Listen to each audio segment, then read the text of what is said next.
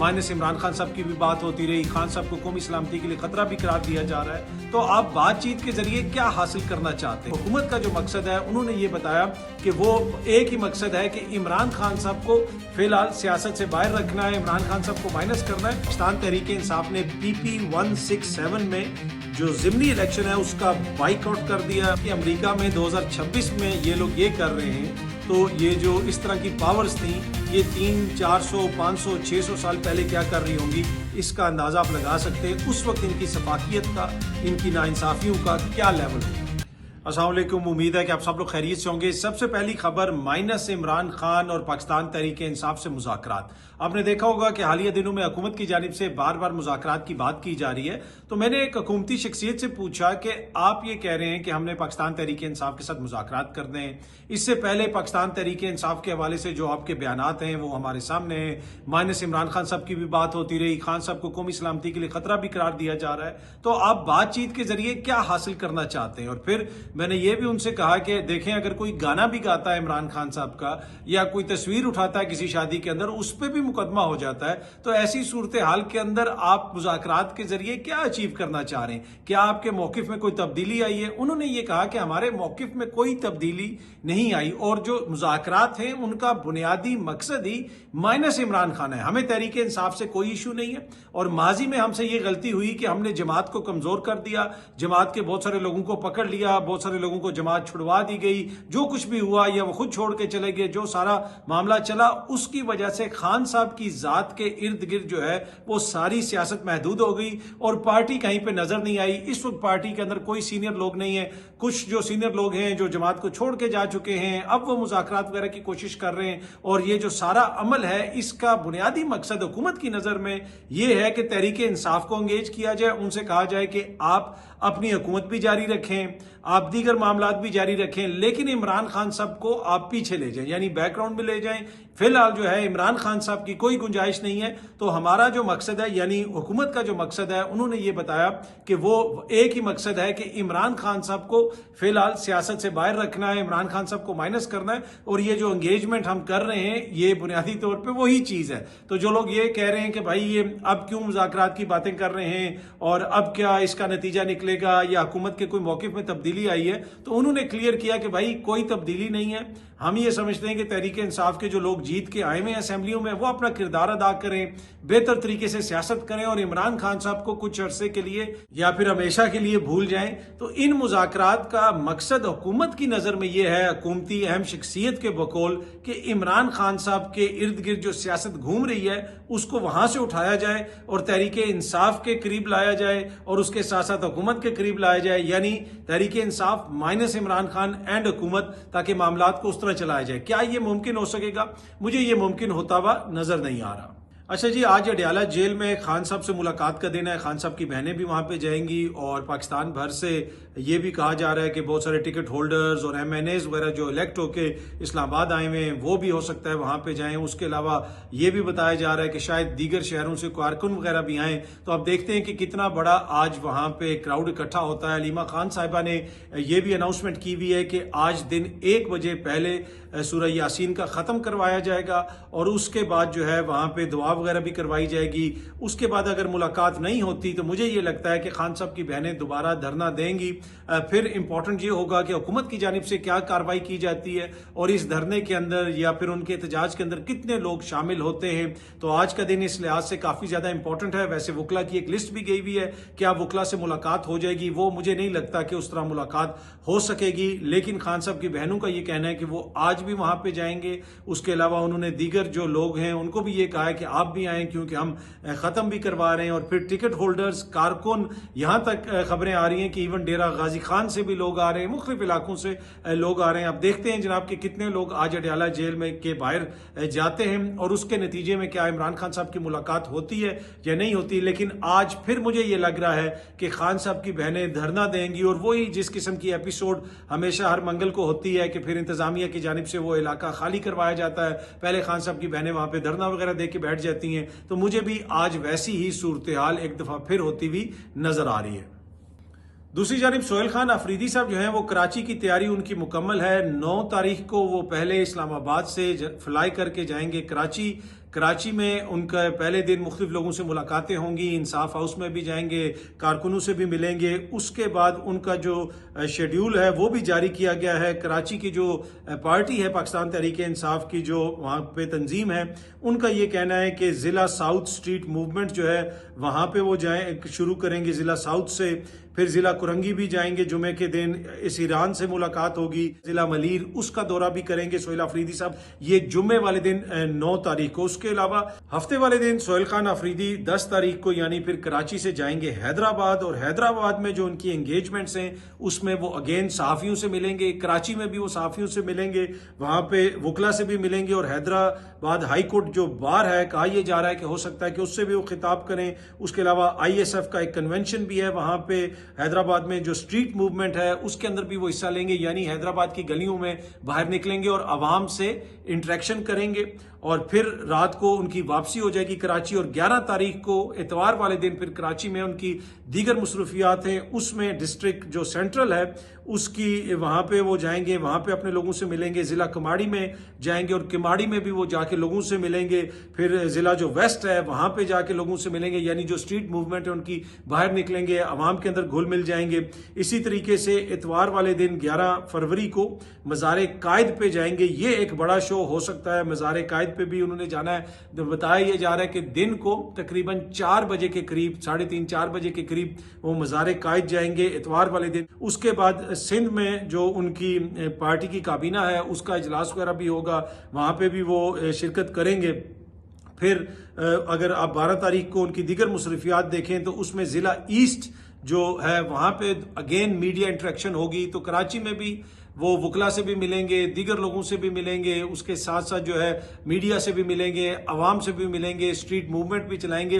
तो ये 2-3 दिन जो उनका सिंध का टूर है वो काफ़ी ज़्यादा मसरूफ़ है। अभी तक ये वाज़ेह नहीं है कि वो मुराद अली शाह साहब से मिलेंगे या नहीं मिलेंगे, इस हवाले से कोई चीज़ अभी कन्फर्म नहीं है। ये उनकी पार्टी की एंगेजमेंट है और ऐन मुमकिन है कि हो सकता है कि वो सिंध असेंबली भी जाएं, लेकिन ये जो प्रोग्राम है इसमें चेंज भी आ सकती है। उनके साथ कौन कौन जाएगा? उनके साथ मीना खान अफरीदी जा रहे हैं, शफी जान जा रहे हैं, शाहिद खटक साहब जा रहे हैं, और सलमान अकरम राजा साहब जा रहे हैं, और इसके अलावा दीगर जो इंपॉर्टेंट कायदीन हैं जमात के और खैबर पख्तूनख्वा हुकूमत के कुछ दीगर जो वज़रा वगैरह हैं, हो सकता है कि वो भी उनके साथ जाएं। तो अब जो स्ट्रीट मूवमेंट है वो कराची जा रही है, कराची से वो हैदराबाद जाएंगे, और इस दौरे को बहुत ज़्यादा अहमियत दी जा रही है। दूसरी जानिब अगर आप वापस लाहौर में आए तो पाकिस्तान तहरीक इंसाफ ने PP 167 में जो ज़िमनी इलेक्शन है उसका बाइकआउट कर दिया। उन्होंने कहा जी हम इस इलेक्शन में हिस्सा नहीं लेंगे। खान साहब की वाज़ेह हदायत हैं कि कोई भी ज़िमनी इलेक्शन हो आपने उसमें हिस्सा नहीं लेना। तो PP 167 से पाकिस्तान तहरीक इंसाफ का कोई कैंडिडेट ज़िमनी इलेक्शन में हिस्सा नहीं लेगा। पाकिस्तान तहरीक इंसाफ ने बाइकआउट का ऐलान किया है। अच्छा, एक और चीज़ जो मैं आपसे शेयर करना चाहता हूँ, पता नहीं आप लोग ने इसको गुज़िश्ता 1-2 दिनों के दौरान इस चीज़ को फील किया या नहीं किया।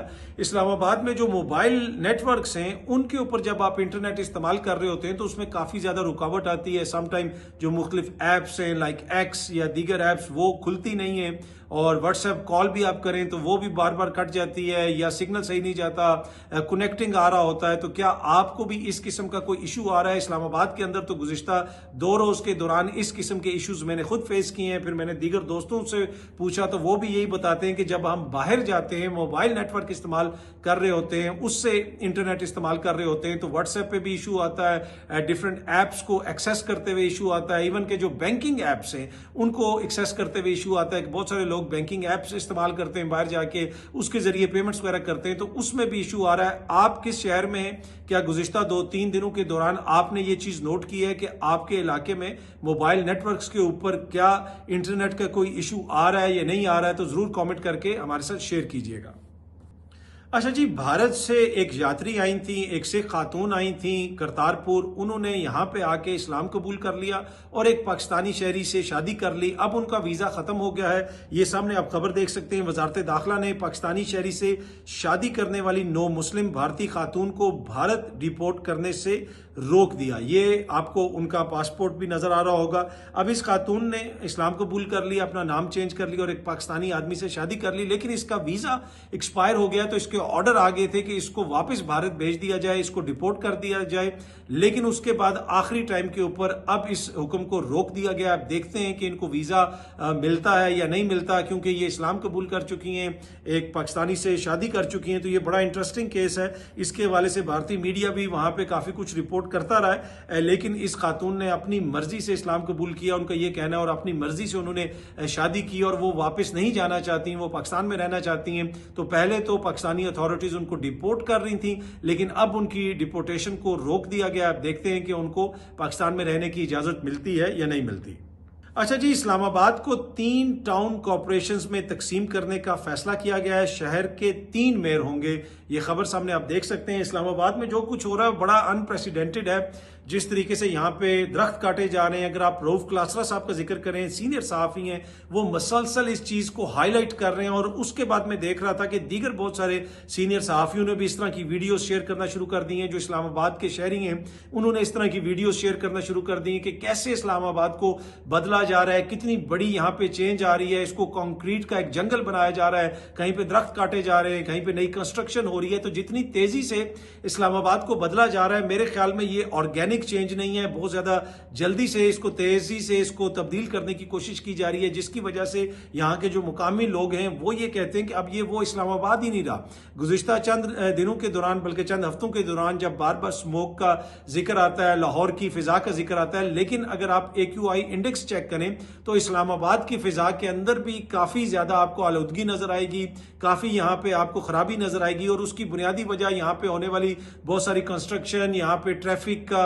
ज्यादा होना, गाड़ियों का ज्यादा आना, आबादी का बढ़ना, मुख्तलिफ जगहों के ऊपर नई आबादियां बन रही हैं। अगर आप एक्सप्रेस वे पे सफर करें, रवात से लेके इस्लामाबाद तक, रास्ते पूरे में आबादियां बन चुकी हैं और वो सारी आबादियां जो हैं वो इस्लामाबाद का हिस्सा हैं। अब गुज़िश्ता 20 सालों के दौरान ये सब कुछ हुआ है। अगर आप गुज़िश्ता 20 सालों की मिसाल लें और मिसाल के तौर पे आप लंदन को देखें, तो एक भी कोई ऐसी नई आबादी हमने नहीं देखी कि लंदन में या पेरिस में कि जो इतनी ज्यादा कंस्ट्रक्शन हो रही हो, नई हाउसिंग सोसाइटियां बन रही हों, दरख्त काटे जा रहे हों। लेकिन फॉर सम रीजन इस्लामाबाद में ये अमल बड़ी तेजी से जारी है। और मुख्तलिफ जगहों पर अगर आप जाएं तो आपको गंदगी भी नजर आती है। इस्लामाबाद के अंदर फुटपाथ्स के ऊपर आपको मोटरसाइकिल खड़े हुए नजर आएंगे, गाड़ियां खड़ी हुई नजर आएंगी। कोई भी शख्स जो रेगुलरली वॉक करता है, आपको नजर आएगा कि घरों के आगे या तो गाड़ियां खड़ी कर दी जाती हैं, यानी ये नहीं है कि घर की ड्राइव वे है उसमें खड़ा किया गया, वैसे ही जो साइड पे फुटपाथ है कि गेट इधर है, उससे आगे जाके फुटपाथ पे गाड़ी खड़ी है, मोटरसाइकिलें खड़ी हैं, दुकानों के सामने जो है वो पार्किंग का बड़ा मसला है। और लगता ऐसे है कि ये वो इस्लामाबाद नहीं है जो आज से 10 साल पहले था, 15 साल पहले था। और अब इसकी जो ग्रीन बेल्ट्स हैं, वहां पे जो कटाई वगैरह हो रही है, उसके ऊपर भी लोग तहफुजात का इजहार कर रहे हैं। तो मेरे ख्याल में इस्लामाबाद के जो नेचुरल एक क्लाइमेट है उसको प्रिजर्व करने के लिए जितनी तेजी से यहाँ पे कंस्ट्रक्शन और बड़े बड़े मंसूबों की बात हो रही है, उसको थोड़ा सा देखने की जरूरत है। उसका क्या इंपैक्ट होगा क्लाइमेट के ऊपर, वो भी देखने की जरूरत है। अब ये कहा जा रहा है कि इधर एक कोई नया स्टेडियम बनाया जाएगा। अगेन अगर ऐसा होता है तो वो मेरा नहीं ख्याल कि इस्लामाबाद और इसके माहौल के लिए कोई अच्छा होगा। To be honest, maybe उसका कोई आप रीजन निकाल लें, कोई इकोनॉमिक उसकी जस्टिफिकेशन पेश करने की कोशिश करें, लेकिन इस्लामाबाद का जो कैरेक्टर है वो अब हमें लूज होता हुआ नजर आ रहा है। और ये वो चीज है जिसको सबसे ज्यादा अगर किसी ने हाईलाइट किया है तो वो सीनियर सहाफी रऊफ क्लासरा साहब है, और वो रोज इस हवाले से ट्वीट्स वगैरह भी करते हैं और चीजों को हाईलाइट भी करते हैं। अच्छा जी, वेनेजुएला के सदर को जिस तरीके से पकड़ा गया, अगवा किया गया, वेनेजुएला से अमेरिका उठा के उनको लेके आ गया अमेरिका में, उसके ऊपर अक़वाम मुत्तहिदा ने भी संगीन खदशात का इजहार किया है। ये सामने आप देख सकते हैं, वेनेजुएला पर अमरीकी कार्रवाई बैनुल-अक़वामी कानून की संगीन खिलाफ वर्जी है। ये इस वक्त अक़वाम मुत्तहिदा का बयान आया है, ऑफिशियल बयान आया है। उसके साथ साथ वेनेजुएला के जो सदर हैं मदुरो साहब और उनकी एहलिया, उनको अदालत में पेश किया गया है और उनके ऊपर इल्जाम लगाया गया है ड्रग स्मगलिंग का। अब यहां पे आप देखें कि वो मुल्क जिसमें दुनिया के सबसे ज्यादा ऑयल रिजर्व्स हैं, वो मुल्क जिसमें सबसे ज्यादा, सऊदी अरब, कुवैत, UAE, किसी के भी उतने ज्यादा ऑयल रिजर्व्स नहीं है जितने वेनेजुएला में, और उस मुल्क के सदर के ऊपर इल्जाम लग रहा है कि वो मंशियात बेचता था। और भाई उसके पास तो इतना ऑयल है।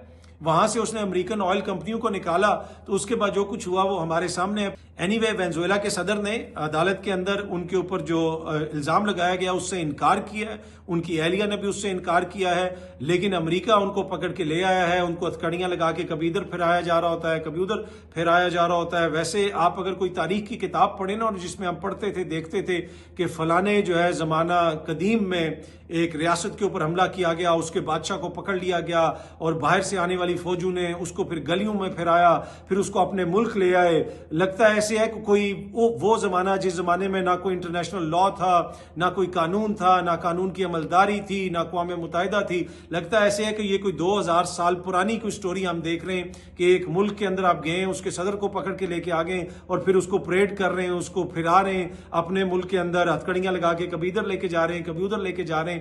इससे आप अंदाजा लगाएं कि जब इन्होंने अमेरिका के ऊपर कब्जा किया होगा, इन जो लोग बाहर से आए थे, उस वक्त इन्होंने क्या कुछ किया होगा कि अमेरिका में 2026 में ये लोग ये कर रहे हैं। तो ये जो इस तरह की पावर्स थी, ये 300, 400, 500, 600 साल पहले क्या कर रही होंगी, इसका अंदाजा आप लगा सकते हैं। उस वक्त इनकी सफाकियत का, इनकी नाइंसाफियों का क्या लेवल होगा। दूसरी जानिब जो सदर मदुरो हैं, उनके बेटे ने पार्लियामेंट के अंदर, वेनेजुएला की पार्लियामेंट के अंदर खिताब भी किया है और उन्होंने कहा है कि हम अपने वालिद को लेके आएंगे हर हालत में, हम उनके साथ हैं। वो अभी भी वेनेजुएला के सदर हैं। हुगो चावेज ने उनकी ट्रेनिंग की थी, वो उनके शागिर्द हैं और उन्होंने वेनेजुएला को मजबूत बनाया, उन्होंने हमारी परवरिश की, हम भी मजबूत हैं और हम वेट करेंगे उनका। और अभी तक वो ही वेनेजुएला के हकीकी और आइनी सदर हैं। तो अमेरिका के इस इकदाम के बाद भी वेनेजुएला के अंदर अभी भी मदुरो की सपोर्ट भी है और जो पार्लिमानी निज़ाम है और जो हुकूमती निज़ाम है, यकीनन उन सर्कल्स के अंदर तो उनकी अपनी फैमिली भी है, उनकी सपोर्ट भी है। तो आप देखते हैं कि जनाब ये सारा मामला किस तरफ जाता है। लेकिन आप इमेजिन करें कि इस एक इकदाम के बाद दुनिया भर में लोगों को क्या मैसेज गया। अब यूक्रेन के ऊपर आप कैसे कहेंगे कि पुतिन ने कुछ गलत किया, या कल चाइना अगर कुछ करता है तो उसको कोई अमेरिका कुछ कह सकेगा। तो मेरे ख्याल में एक बड़ा अनफॉर्चुनेट किस्म का प्रेसिडेंट सेट किया है सदर ट्रंप ने, और इस प्रेसिडेंट का बहुत ज्यादा नुकसान होगा आलमी जो वर्ल्ड ऑर्डर है उसको। बहुत जल्दी आप सब दोस्तों से दोबारा मुलाकात होगी। Thank you very much.